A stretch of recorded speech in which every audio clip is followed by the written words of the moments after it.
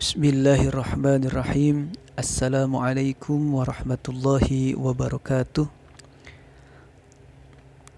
Alhamdulillahirabbil alamin wa bihi nasta'inu ala umuri dunya waddin. Wassalatu wassalamu ala asyrafil anbiya'i wal mursalin wa ala alihi washabihi ajmain, amma ba'd. Pertama-tama, marilah kita panjatkan puji syukur kepada Allah Subhanahu wa taala yang telah memberikan kita beribu-ribu kenikmatan.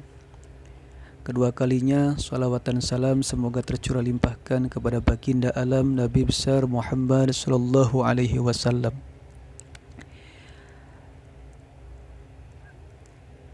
Selamat pagi anak-anakku yang Bapak cintai. Alhamdulillah, pada kesempatan hari yang berbahagia ini kita masih diberikan kesehatan oleh Allah Subhanahu wa taala sehingga kita masih bisa mengikuti kegiatan Sematren hari yang terakhir.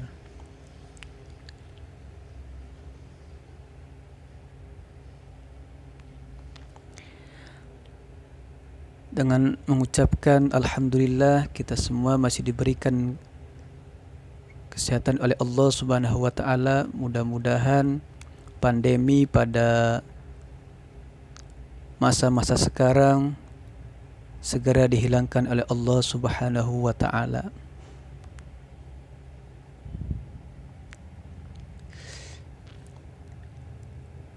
Yang mana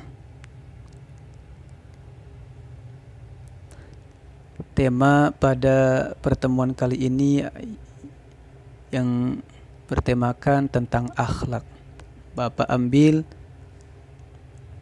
yaitu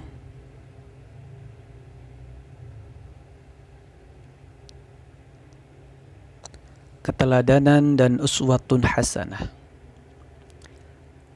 Kita sudah sepatutnya mencontoh baginda Rasulullah sallallahu alaihi wasallam, karena baginda Rasulullah diutus oleh Allah Subhanahu wa taala untuk menyempurnakan akhlak manusia.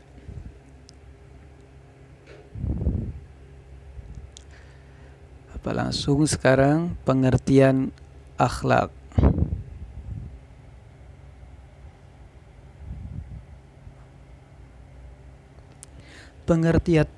Pengertian uswatun hasanah.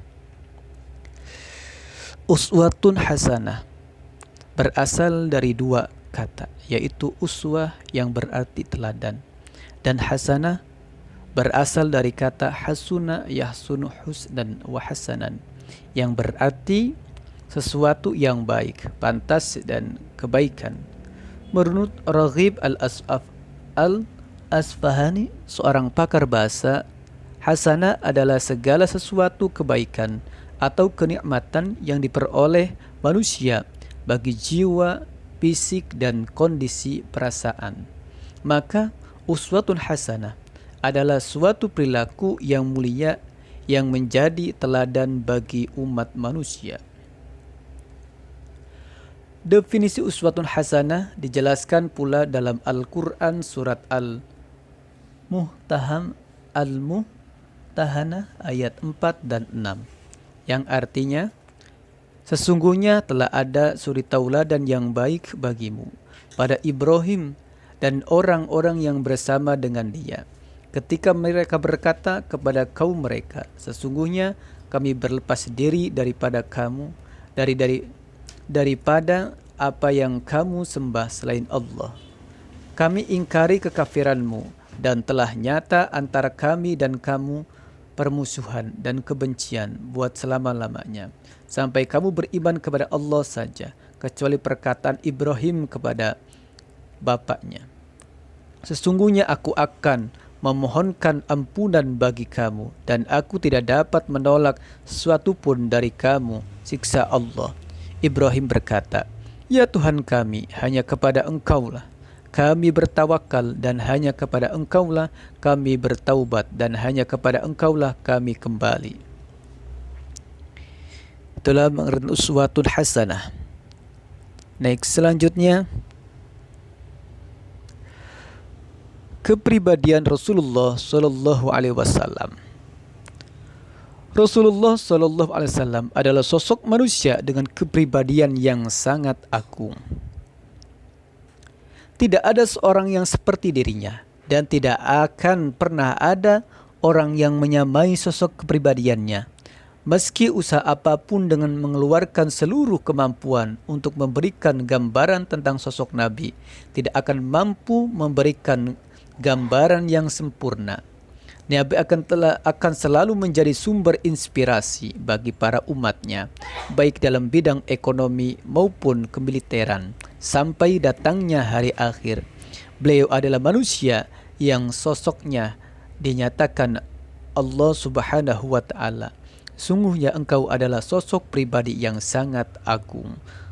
Quran Surat Al-Qalam 04. Yang kedua, rasa belas kasih.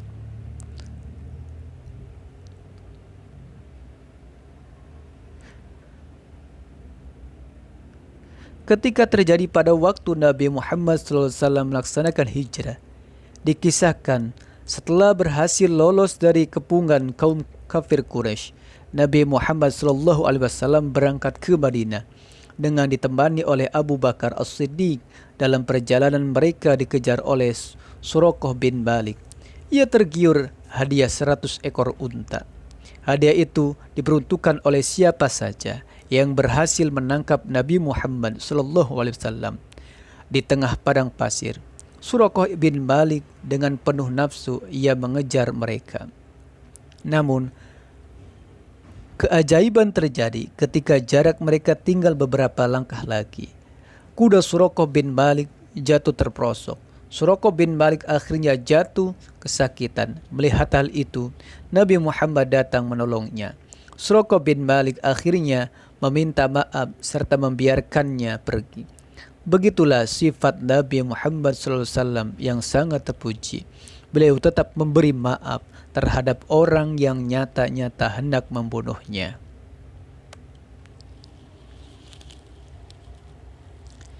Sungguh sangat mulia rasa belas kasih yang dimiliki oleh Rasulullah SAW. Kita patut mencontohnya karena itu sangat mulia, dan banyak lagi sifat-sifat yang baik yang dimiliki oleh Rasulullah SAW.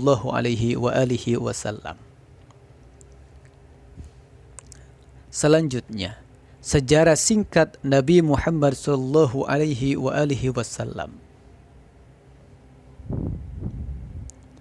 Masa kelahiran Nabi Muhammad. Nabi Muhammad SAW lahir pada hari Senin 12 Rabiul Awal tahun Gajah dan bertepatan tanggal 22 April 571 Masehi di Mekah, dan wafat pada 8 Juni 632 di Madinah pada usia 63 tahun. Muhammad lahir sudah yatim karena saat Nabi Muhammad SAW masih dalam kandungan ayahnya sudah meninggal dunia. Nabi terlahir dari keluarga bangsawan Bani Quraisy dengan nama lengkap Muhammad bin Abdullah. Ia merupakan seorang pembawa ajaran agama Islam dan diyakini oleh umat muslim sebagai nabi dan rasul yang terakhir. Kedua kota tersebut terletak di daerah Hijaz, Arab Saudi. Nabi Muhammad haram digambarkan dalam bentuk patung, kartun, ataupun gambar ilustrasi.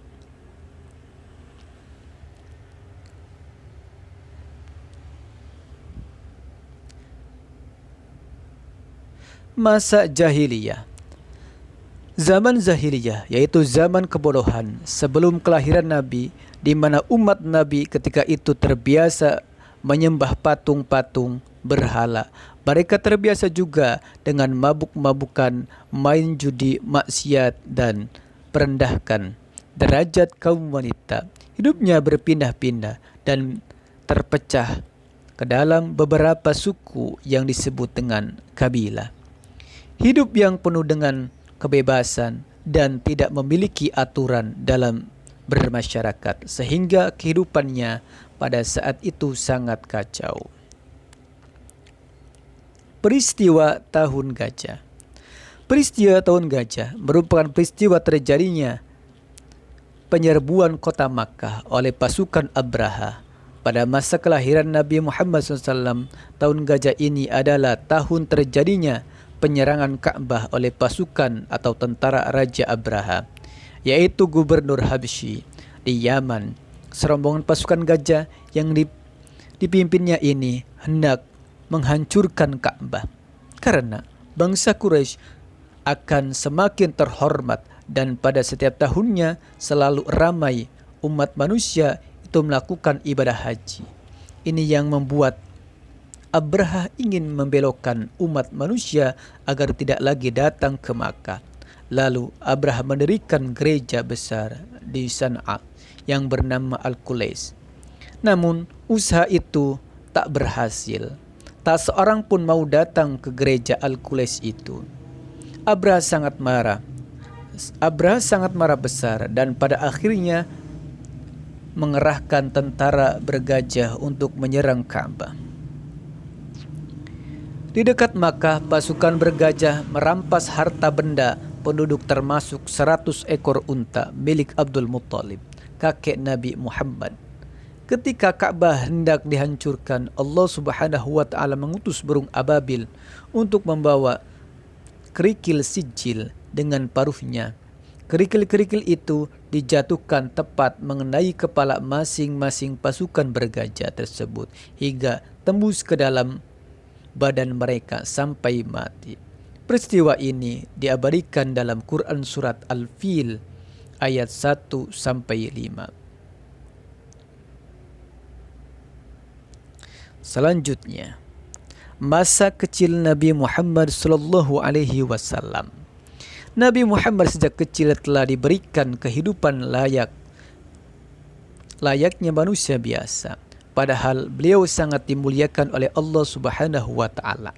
Bahkan sejak di kandungan pun beliau telah ditinggalkan oleh ayahnya. Beliau terlahir dalam keadaan yatim dan pada usia 6 tahun beliau ditinggal oleh ibunya, sehingga beliau menjadi seorang yatim piatu. Beliau merasakan apa yang dialami oleh manusia pada umumnya. Dan di usianya yang ke-8 tahun beliau ditinggal oleh kakeknya Abdul Muttalib. Kehidupan yang beliau jalani dapat menjadi panutan seluruh umat manusia. Nabi Muhammad disusui oleh Suwaibah selama 3 hari dan oleh kakeknya beliau disusukan juga kepada Halimah As-Sa'diyah dan berada dalam asuhannya kurang lebih 6 tahun. Dalam usia 5 bulan beliau sudah bisa berjalan dan pada usia 9 bulan sudah lancar berbicara. Semasa kecilnya beliau juga telah mengembalakan kambing. Abu Thalib paman Nabi mengajak berdagang ketika usia 12 tahun ke negeri Syam.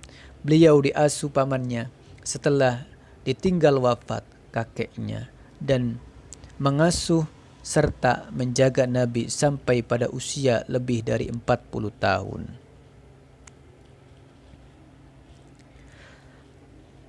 Masa kerasulan Nabi.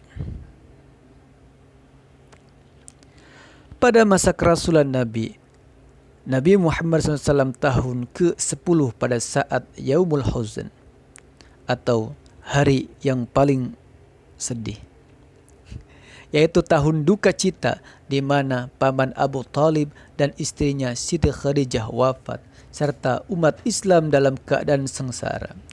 Di tengah-tengah kesedihannya, beliau dijemput malaikat Jibril untuk Isra Mi'raj, yaitu melakukan perjalanan dari Masjidil Aqsa ke Masjidil Haram sampai ke Sidratul Muntaha untuk menghadap Allah Subhanahu wa taala dan untuk menerima perintah salat 5 waktu.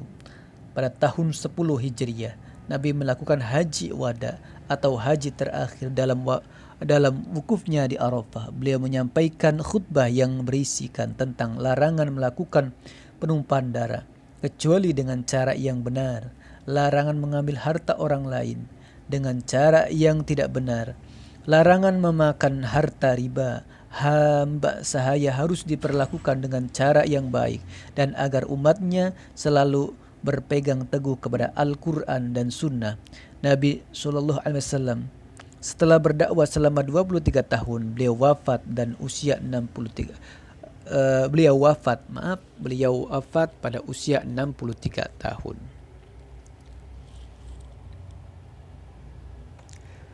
Rasulullah Shallallahu Alaihi Wasallam sebagai uswatun hasanah. Rasulullah adalah panutan yang sempurna dengan keteladanan tinggi yang melebihi semua keluhuran dan kebesaran manusia. Beliau masih dan akan tetap menjadi mercusuar yang menerangi ufuk kegelapan dan celah-celah kejahilan. Walaupun zaman terus beredar dan silih berganti, namun manusia tetap dan masih mendapatkan dalam kepribadian Nabi Muhammad SAW contoh teladan yang sempurna dan mulia sebagai menara yang melangit, menunjuki jalan-jalan kehidupan. Allah Ta'ala berfirman, Allah lebih mengetahui di mana dia menempatkan tugas kerasulan. Al-An'am 124. Keagungan, keteladanan yang sempurna hanya dimiliki Rasulullah SAW, pembawa risalah abadi ini. Kesempurnaannya menyeluruh dan universal, baik yang berhubungan dengan masalah ibadah ataupun kezuhudan, atau yang menyangkut kepatuhan maupun kesabaran, atau yang berkaitan dengan kekuatan dan keberanian, atau dalam masalah politik dan keteguhan terhadap prinsip-prinsip hidup.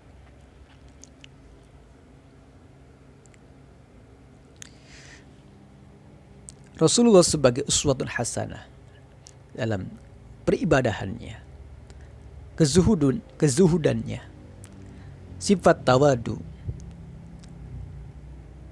sifat sabar dan pemaaf. Itulah sekilas tentang akhlak Rasulullah SAW yang patut kita contoh. Marilah kita contoh sifat-sifat Rasulullah SAW yang agung. Pemaaf, mari kita memaafkan orang-orang yang telah berbuat jahat kepada kita. Berbuat baiklah kepada siapapun. Itulah sekelumit daripada contoh akhlak yang Bapak berikan. Mudah-mudahan ada manfaatnya. Kesimpulannya, dapat kita simpulkan bahwa Nabi Muhammad SAW menjadi suri teladan atau uswatun hasanah dikarenakan sifat mulia yang ia miliki. Maka beliau dapat menjadi contoh suri teladan yang baik untuk kita ikuti. Mudah-mudahan ada manfaatnya. Kurang lebihnya mohon maaf, tentunya banyak sekali kekurangan. Apabila banyak kekurangan, kalian bisa cari keteladanan Rasulullah SAW. Dimanapun sekarang sudah banyak sekali media-media yang menyuguhkan. Kurang lebihnya mohon maaf sekali lagi. Wallahul muwaffiq ila aqwamit thoriq. Summa assalamualaikum warahmatullahi wabarakatuh.